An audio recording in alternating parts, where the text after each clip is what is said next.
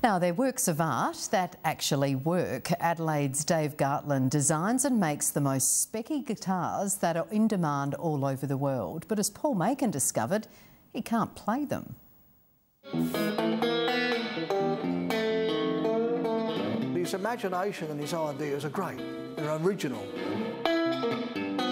This is a 1950s Ford Fairlane hubcap that I managed to source from the USA. They do have their own characteristic, which I'm, slowly working out. Dave Gartland is Adelaide's guitar man, yet he can't play a note.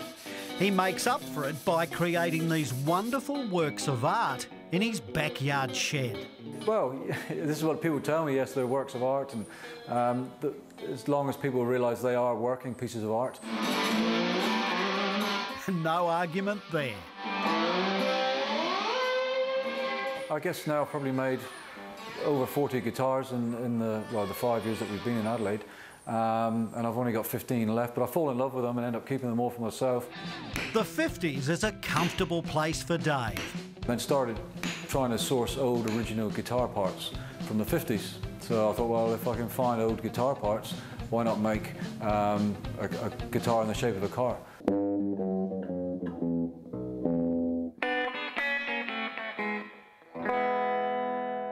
The rise of the Yank Tank and the rock guitar is, after all, inseparable.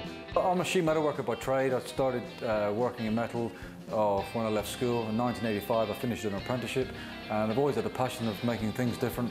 I used aluminium because it's lightweight.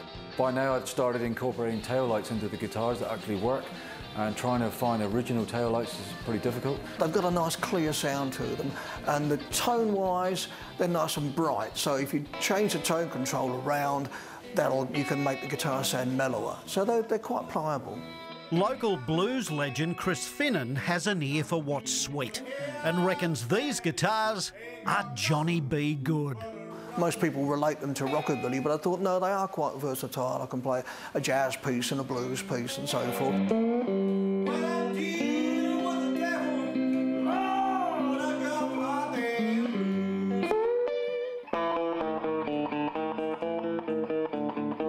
Country music's fine, something like Freight Train. Both Dave and Chris will be part of this year's Adelaide International Guitar Festival, which kicks off on Thursday. Yes, you can see the guitars up close, and from when I go to the car shows and display them, people usually say, wow, they're a lot different in the flesh. When you think of what a flimsy little instrument it is compared to a piano, I'm amazed that it keeps getting reinvented, and this is a prime example of that.